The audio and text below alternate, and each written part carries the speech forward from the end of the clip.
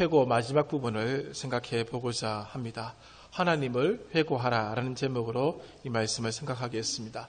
본문은 3장 1절부터 11절까지를 삼았습니다만은 2장 후반부와 3장 전체를 가지고 이 말씀을 드리도록 하겠습니다.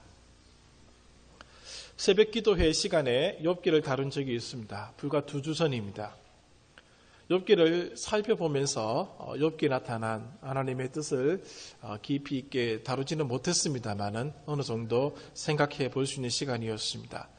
흔히 알려진 대로 욥기는 고난을 다루는 책입니다. 그러나 가만히 들여다보면은 고난의 문제만이 아님을 알게 됩니다. 그 고난을 다루는 인간의 지혜와 하나님의 지혜가 그 속에 있는 것을 보게 됩니다. 욥기 안에는 하나님의 지혜의 위대함이 담겨져 있습니다. 그래서 욥기는 고난의 책이 아니고 지혜의 책이다라고 불려지고 있습니다. 하나님의 지혜 앞에 인간의 지혜는 보잘것없음을 알려주는 책이 욥기죠. 그러나 그 하나님의 지혜를 더듬어가는 과정 속에서 욥기 안에는 지혜보다 더 큰 주제가 있는 것을 보았습니다. 그것은 바로 거대한 신론입니다. 욥기는 신론을 다루는 책입니다. 하나님이 누구이신가의 문제를 다루는 책이라는 것이죠. 고난의 문제보다 더 큰 것이 지혜였고 지혜의 문제보다 더 큰 주제가 신론이었다라는 사실을 알게 되었습니다. 하나님을 아는 것, 그것이 가장 큰 지혜임을 가르쳐주는 성경이 바로 욥기였습니다. 그 하나님을 경외하는 것, 그것도 가장 큰 지혜다라고 알려주고 있었습니다. 결국 신명기도 하나님께서 어떤 분이신지를 배우게 하는 책이라는 것이죠. 오늘 우리가 신명기를 통해서 회고를 쭉 하고 있는데 모두가 그 핵심은 하나님을 알아가는 것에 있다는 사실을 알려주고 있습니다. 사실 하나님은 우리의 회고의 대상이 아닙니다. 하나님의 시간을 뛰어넘는 분이시기 때문에 우리가 회고할 수 있는 그런 분은 아닙니다. 그러나 하나님을 더 잘 알기 위해서, 더 깊이 알기 위해서 회고라는 표현을 사용한 것뿐입니다. 이스라엘 백성들에게도 우리들에게도 하나님의 모습을 다시 더듬어 보는 것은 큰 배움을 얻게 하는 과정이 될 수 있기 때문에 그렇습니다. 왜냐하면 하나님은 우리 인생의 최대의 목적지입니다. 목표입니다. 궁극적인 도착점이 되기 때문에 그런 것이죠. 예배당에 나와서 신앙생활 하시면서 얻을 수 있는 가장 큰 것은 하나님을 알아가는 겁니다. 사실 그것보다 더 큰 것은 없습니다. 그것이 충족되어질 때 나머지 다른 것은 다 보이지 않습니다. 욥기 후반부에서 하나님을 만나게 됩니다. 그때 이제 결론적으로 말씀을 또 드리겠습니다만은 욥이 가지고 있었던 인생의 모든 질문이 사라집니다.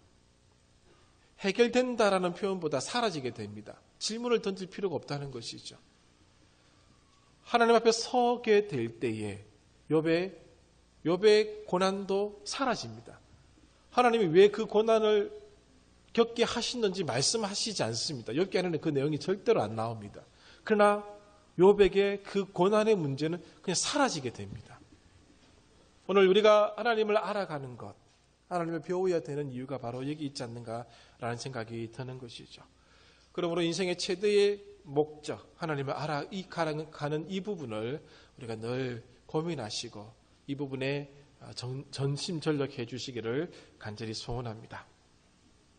내용을 좀 살펴보면 이렇습니다. 먼저 신명기 2장 26절부터 37절까지를 조금 먼저 보면은 성경은 찾으실 필요는 없습니다만은 시혼 왕국의 정복 기사가 나옵니다. 헤스본 왕 시혼이 있었습니다. 그 나라를 이스라엘이 정복하는 기사가 신명기 2장 26절부터 37절까지에 나옵니다. 시혼은 요단 동편에 있던 땅이었습니다. 시혼과의 전쟁에서 이스라엘은 자신감을 가지게 되었습니다. 전쟁에서 이겼다는 것이죠.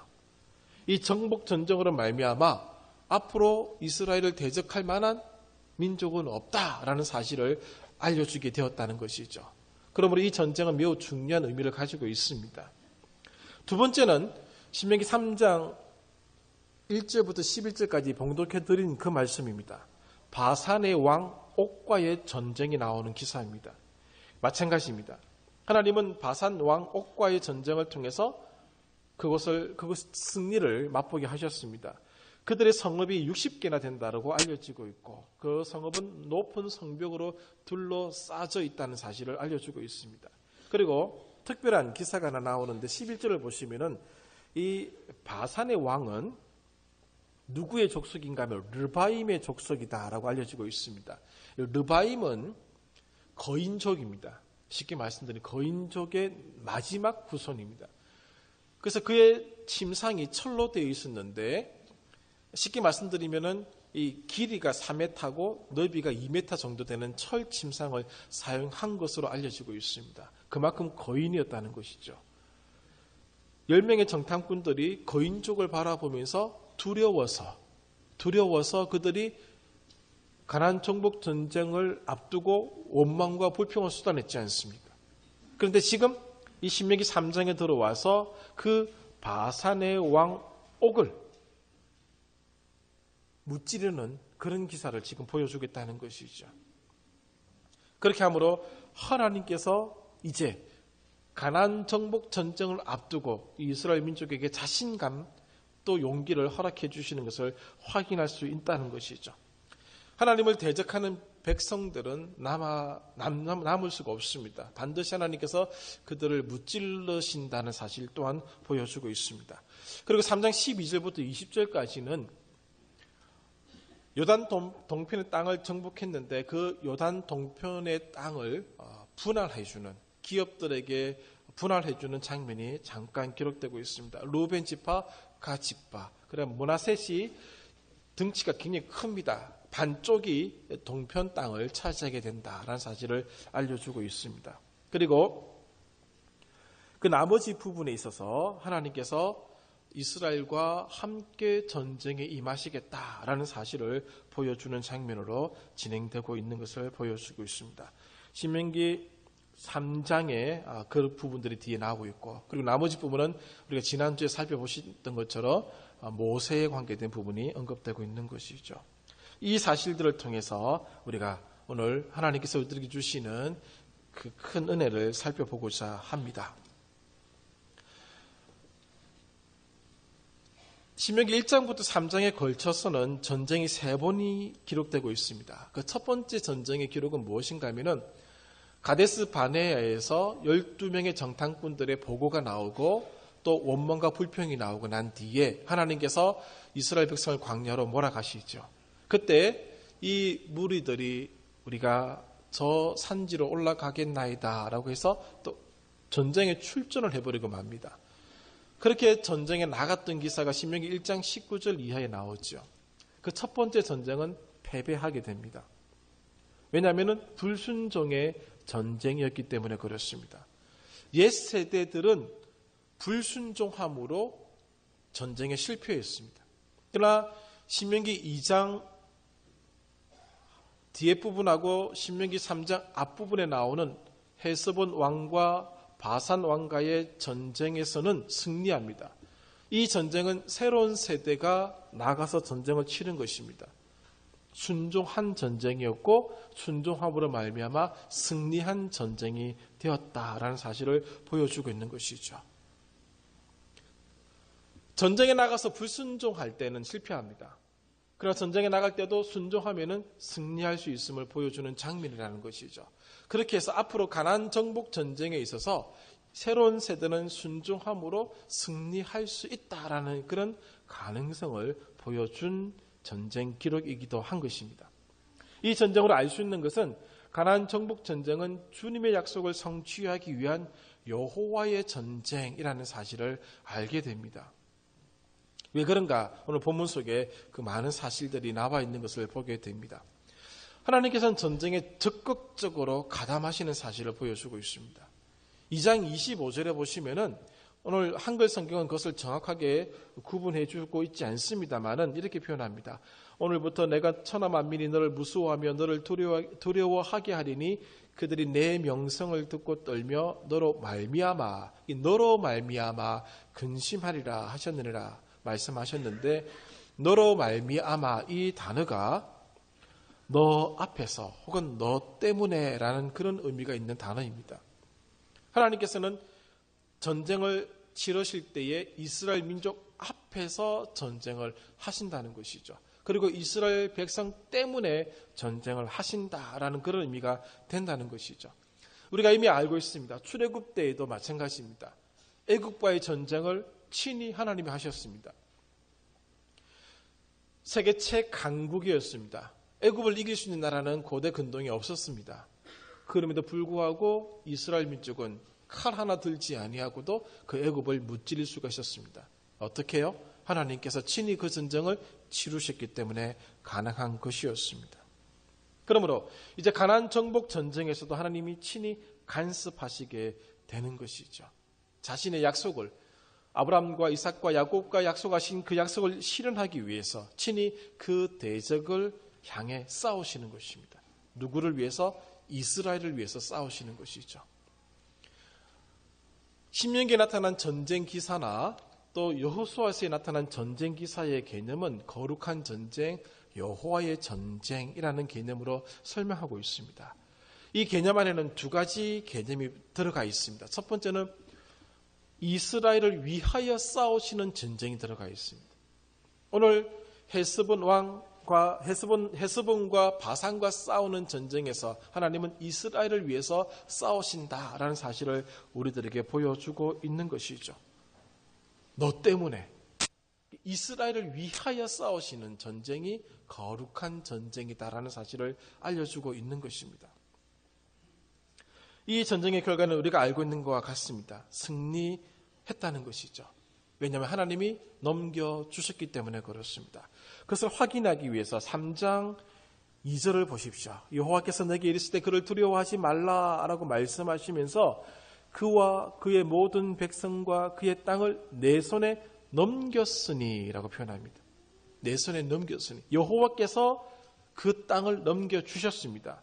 그리고 3절에 들어가서는 두 번째 줄에 백성을 우리 손에 넘기심에 4절에서는 하나도 없이 다 빼앗았는데 6절 끝부분에 멸망시켰다는 것이고 7절에서는 끝부분에 소유로 삼았으며 나옵니다.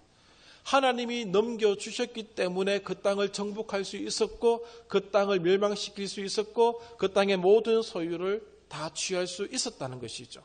마찬가지입니다. 2장 26절부터 나오는 이 헤스본과의 전쟁에서도 마찬가지입니다.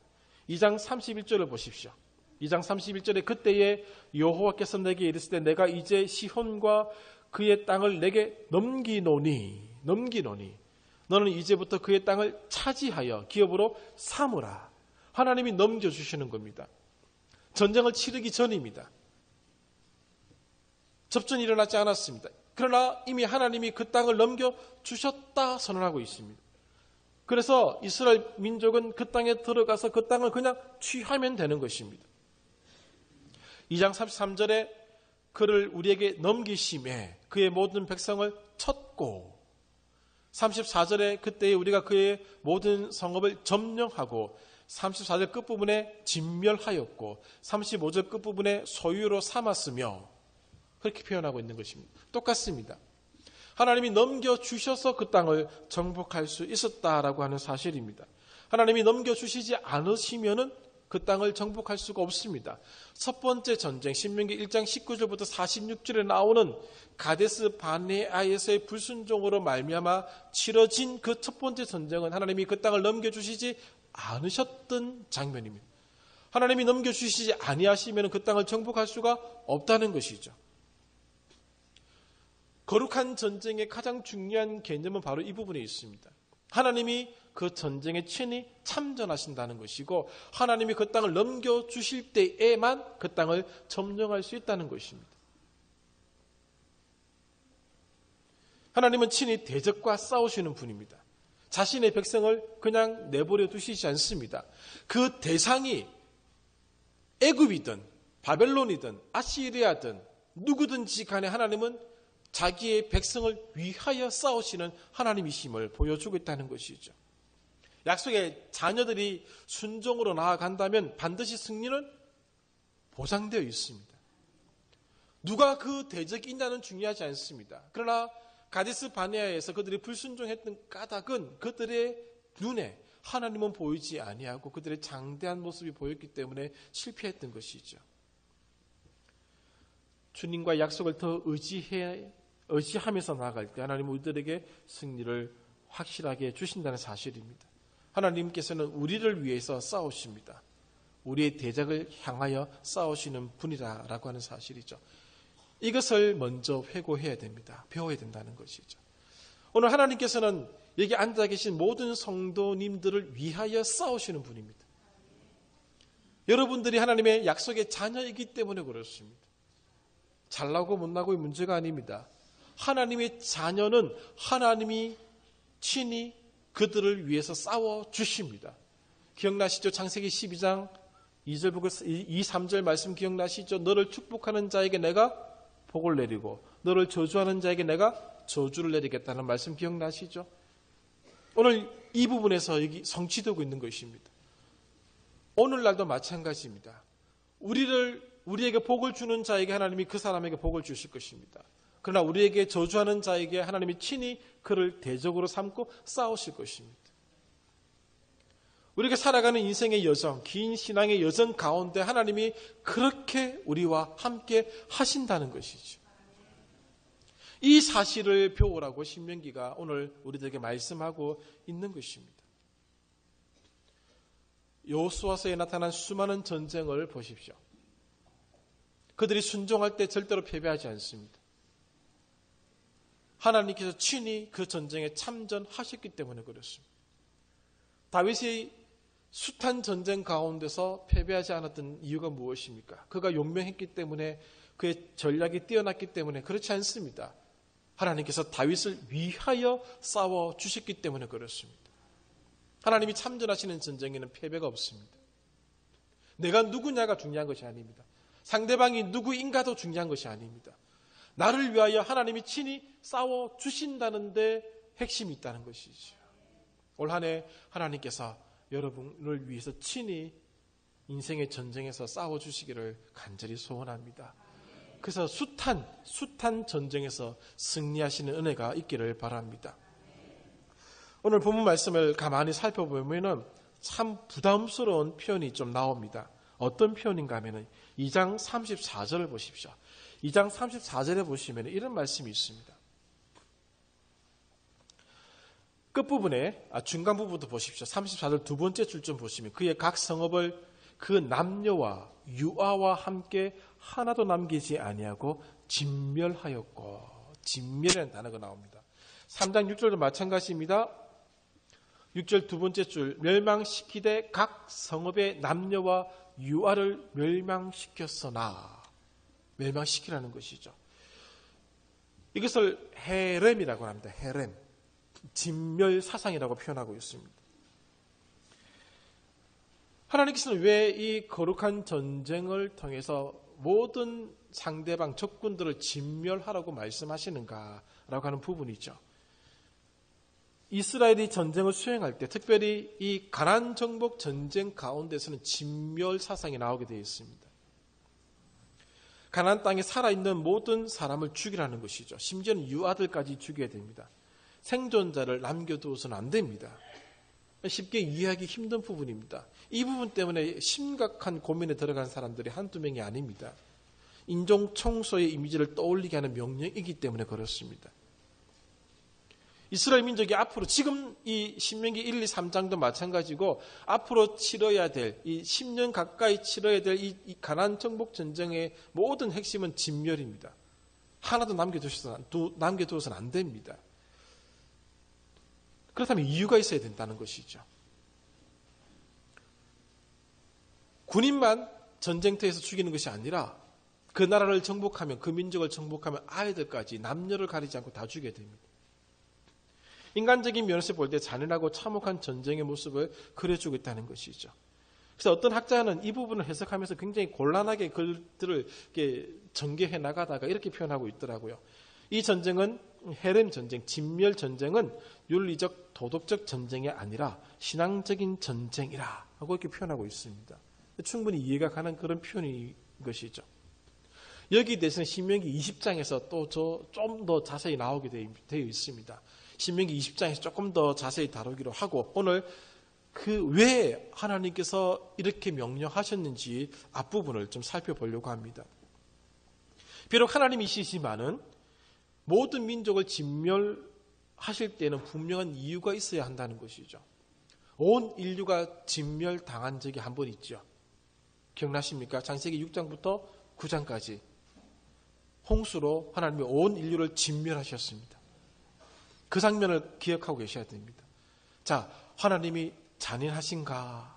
질문을 던져보시기 바랍니다. 창세기 6장, 7장, 8장의 사건을 두고 하나님은 잔인하신가? 그때 죽었던 사람은 남녀노소를 가리지 않습니다. 호흡이 있는 모든 사람이 다 죽었습니다. 노아의 가족을 제외한 모든 사람이 다 죽었습니다. 같은 개념이 이 속에 들어간다라는 사실을 아셔야 됩니다. 창세기 15장 16절을 보시면 하나님께서 아브람과 언약을 맺는 장면이 나옵니다. 그 언약을 맺는 장면 끝부분에 가서 이렇게 말씀하시죠. 아모리 족속의 죄악이 아직 가득 차지 아니하였다. 그래서 너의 후손은 이방의 객이 되어서 400년 동안 종살이를 하게 될 것이다. 그렇게 말씀을 하십니다. 아브람 시대에는 이 아모리 족속, 가나안 족속이 진멸당할 만큼 죄악이 가득 차지 않았다는 것이죠. 하나님도 그들을 진멸할 때는 이유가 있어야 되는데 그들이 죄악이 가득 차야지만이 진멸할 수가 있습니다. 그런데 아브람 시대에는 아모리 족속, 이 가나안 족속이 진멸당할 만큼 죄악을 짓지 않았습니다. 400년을 하나님이 기다리신 것이죠. 그러나 모세 시대에는 진멸당하기에 그들의 죄악이 가득 찼다는 것이죠. 하나님께도 명분이 생겼다는 것입니다. 그래서 신명기 9장 4절 5절 조금 수고스럽습니다만은 신명기 9장 4절 5절을 보십시오. 4절 끝부분입니다. 4절 뒤에서 두 번째 줄. 이 민족들이 악함으로 말미암아 여호와께서 그들을 내 앞에서 쫓아내심이니라. 이 민족이 악함으로 말미암아. 5절도 마찬가지입니다. 세 번째 줄, 이 민족들이 악함으로 말미암아 내 하나님 여호와께서 그들을 내 앞에서 쫓아내심이라. 땅의 주인은 하나님이십니다. 인류의 주인도 하나님이십니다. 그 하나님께서 그들에게 아모리 족속, 가나안 7족속에게 가나안 땅을 할당해 주셨습니다. 그런데 그들이 그 땅에서 악을 저지름으로 하나님이 그들을 쫓아낼 수 있게끔 했다는 것이죠. 만약에 하나님께서 이방 민족만 그렇게 하셨더라면 항변할 수 있습니다. 당신의 백성들은 가만히 두시고 왜 우리들만 이렇게 하십니까? 라고 하시면 할 말이 없죠. 하나님의 적용은 이방 민족에게만 일어나는 것이 아닙니다. 이스라엘 백성들에게도 일어났습니다. 출애굽 1세대는 불순종의 세대였습니다. 악한 백성이었습니다. 하나님 그 악한 백성을 어떻게 하셨지요? 광야에서 다 진멸하셨습니다. 40년의 시간을 통해서 진멸하셨습니다. 악한 세대, 악함으로 이루어진 사람을 하나님은 진멸하신다는 사실을 지금 보여주고 있습니다. 하나님은 죄의 결과가 무엇인지를 분명히 보여줍니다. 죄는 필연적으로 심판을 가져온다는 사상을 보여주는 사건이 가나안 정복 전쟁입니다. 죄에 대한 심판은 이방인과 자신의 백성을 구분하지 않습니다. 누구에게나 죄에 따른 심판이 있다는 것이죠. 그 심판은 진멸입니다. 죄의 모든 것을 없애버리는 것이죠. 죄의 근원을 없애버리는 것입니다. 그래서 노아 홍수를 통해서 하나님은 진멸하셨습니다. 그리고 가나안 정복 전쟁을 통해서 그 땅의 악함을 진멸하셨습니다. 하나님을 잔인한 분으로 보는 자들의 견해에는 인간이 선의 기준이라는 잣대의 개념이 있는 사람들이 그렇게 보고 있습니다. 인간이 선하다는 것이죠. 그래서 그 잣대로 하나님을 보는 사람들은 하나님을 잔인하다라고 표현합니다. 러시아의 대문호 도스토예프스키가 인간을 이렇게 표현합니다. 불합리하고 모순적이고 예측 불가능하고 요동치고 꿈틀거리고 끊임없이 변화하고 미완의 존재이고 확정되지 않은 존재이고 마무리되지 않은 존재다라고 인간을 정의하고 있습니다. 인간은 선과 악의 판단 기준이 될 수 없다는 것이죠. 그래서 하나님에 대해서 판단할 수가 없습니다. 욥기가 다루고자 하는 내용도 이런 부분과 비슷합니다. 결국 욥이 하나님 앞에 서게 되었을 때 이 모든 것들은 그냥 사라지게 됩니다. 인간이 던진 질문, 인간이 가지고 있었던 의구심들이 다 없어지게 되는 것을 보게 됩니다. 오늘 지금 우리의 입장에서는 하나님의 그 잔인한 모습들이 보인다라고 여겨지실 수 있겠지만은 나중 훗날 여호와 하나님 앞에 서게 될 때 이 질문은 없어지게 될 것입니다. 하나님은 잔인한 분이 아닙니다. 죄에 대한 심판의 확실성을 보여주시는 분입니다. 죄의 결과가 얼마나 무서운지를 보여주고 있다는 것이죠. 이스라엘 백성들을 죄의 영향으로부터 지키기 위해서 죄의 모든 근원을 진멸하시는 것입니다. 무조건적으로 그렇게 하지 않으셨습니다. 400년을 기다리셨습니다. 그 400년은 아모리 족속에게는 기회의 시간이었습니다. 요나를 보십시오. 요나서를 보십시오. 니느웨의 백성을 사랑하셔서 그들을 기다리시는 하나님의 모습이 보이지 않습니까? 하나님의 백성이든 이방인이든 가리지 않고 하나님은 똑같이 대해 주십니다. 기회의 시간을 주셨습니다. 그리고 하나님께는 명분의 시간이기도 했던 것이죠. 하나님은 우리의 죄에 대해서도 마찬가지입니다. 예외가 없습니다. 우리가 악함으로 우리의 삶을 살아가게 된다면 우리를 진멸하실 것입니다. 나는 안 그렇겠지. 아닙니다. 하나님은 죄를 완전히 진멸하십니다. 예외가 없다는 사실을 아셔야 됩니다. 출애굽 1세대들 하나님이 사랑하셔서 그들을 이끌어내셨습니다. 출애굽 2장을 보십시오. 그들의 기도를 들으셨던 하나님이십니다. 그러나 불순종하고 악해지자 진멸하셨습니다. 하나님이 직접 출애굽시켰던 민족입니다. 악해지자 진멸하셨습니다. 창세기 18장 25절 소돔과 고모라의 멸망도 마찬가지 개념입니다. 그곳이 죄악으로 악해지자 하나님이 그곳을 진멸하셨던 것이죠. 레위기 18장 24절 이하 기억나시죠? 우리가 얼마 전에 살펴보았던 말씀들이죠. 제가 18장 24절 25절만 읽어드리겠습니다. 너희는 이 모든 일로 스스로 더럽히지 말라. 내가 너희 앞에서 쫓아내는 족속들이 이 모든 일로 말미암아 더러워졌고 그 땅도 더러워졌으므로 내가 그 악으로 말미암아 벌하고 그 땅도 스스로 그 주민을 토하여 내느니라. 훗날 이스라엘 민족이 하나님 앞에 범죄할 때 어떻게 하셨습니까? 남쪽 유다 멸망시켜 버렸습니다. 그 땅에서 토해 버렸습니다. 북쪽 이스라엘 멸망시키고 그 땅에서 토해 버렸습니다. 악함으로 이루어질 때 하나님은 토해내신다는 것이죠. 신명기 8장 19절 내가 만일 너희 하나님을 잊어버리고 다른 신들을 따라 그들을 섬기며 그들에게 절하면 내가 너희에게 증거하노니 너희가 반드시 멸망할 것이라. 이스라엘 백성을 향해서 하시는 말씀입니다. 본문에서 배우는 하나님의 두 번째 모습은 하나님은 죄를 진멸하시는 분이다 라는 사실입니다. 우리가 죄를 짓죠? 진멸하십니다. 이 시대만 그렇지 않습니다. 우리가 죄를 짓죠? 우리 시대, 이 시대 한국교회가 왜 이렇게 몰락해 갑니까? 우리가 죄를 지었기 때문에 그렇습니다. 목사들이 죄를 지었기 때문에 그렇습니다. 하나님이 토해내시는 겁니다. 이걸 배워야 됩니다. 그 무서운 하나님을 우리는 가르치지 않으려고 합니다. 왜? 부담스러우니까. 서로 듣기 불편하니까. 아닙니다. 하나님은 죄를 진멸하시는 분입니다. 이걸 꼭 배우셔야 됩니다. 개인의 죄, 가정의 죄, 국가의 죄, 민족의 죄 진멸하십니다. 교회가 죄를 지으면 진멸하십니다. 예배가 없습니다. 터키 땅에 예배당이 있었습니다. 지금 여행해 보십시오. 예배당 흔적들이 있습니다. 비둘기 집이죠. 진멸하셨습니다. 계시록 요한계시록 1장부터 3장까지 보십시오. 아시아 7개에 진멸당했지 않습니까? 왜? 첫사랑을 잊었거든요. 우리 교회 악함으로 가득 차면은 진멸당합니다. 두 번째 보여주는 하나님 모습입니다. 세 번째는 이것입니다. 이 전쟁을 통해서 보여주신 하나님 모습이 나타나는데 먼저 움직이시는 분이 하나님이시다라는 사실입니다. 이미 살펴보신 것처럼 하나님의 행동이 먼저 있고 이후에 이스라엘의 군사적인 행동이 뒤따라갑니다. 3장 22절을 보십시오. 3장 22절에 이렇게 말씀합니다.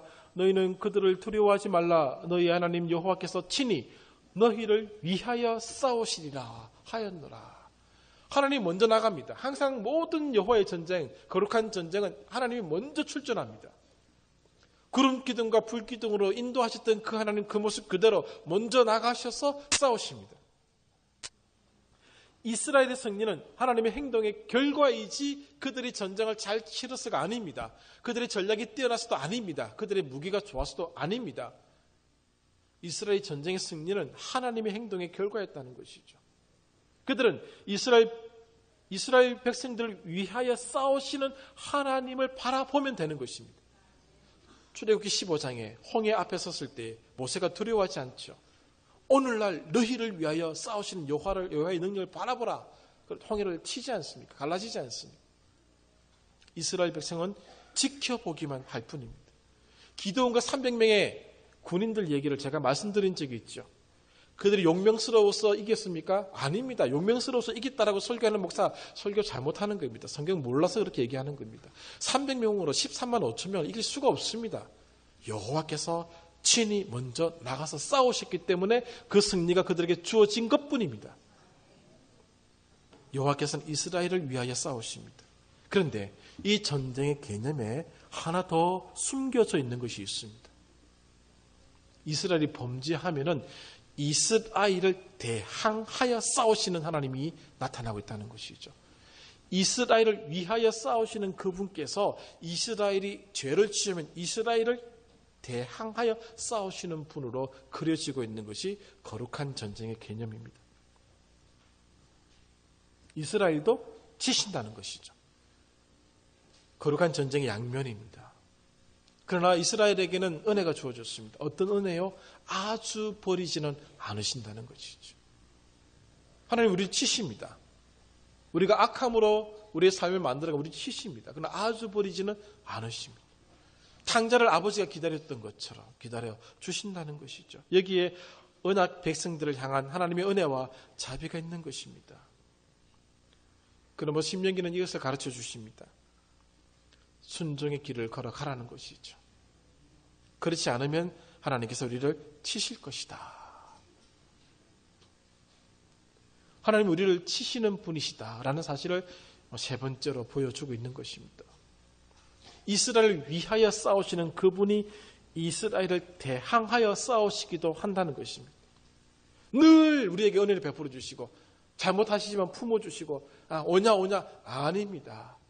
불순종의 길을 걸어가면 진노하시고 우리를 치시고 우리를 대항하여 싸우시는 분이 바로 여호와 하나님이심을 보여주고 있다는 것이죠.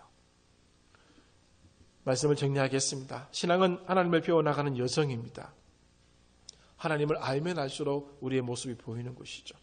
그러므로 겸손해져야 합니다. 욥기에 나타난 것처럼 위대한 하나님 앞에 우리는 언젠가 서게 됩니다. 그때 우리가 던졌던 모든 질문들은 참 부끄럽게 됩니다. 욥이 그랬던 것처럼 우리가 품었던 의심들 하나님의 어떤 대답을 듣기 전에도 다 사라지게 될 것입니다. 그러므로 지난날 예수 믿었던 그 순간부터 지금까지의 나를 인도하셨던 하나님을 회고해 주시기를 바랍니다. 어떤 하나님이 떠오르시는가?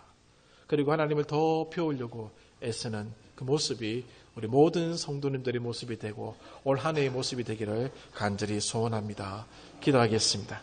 회고 마지막 부분을 생각해 보고자 합니다. 하나님을 회고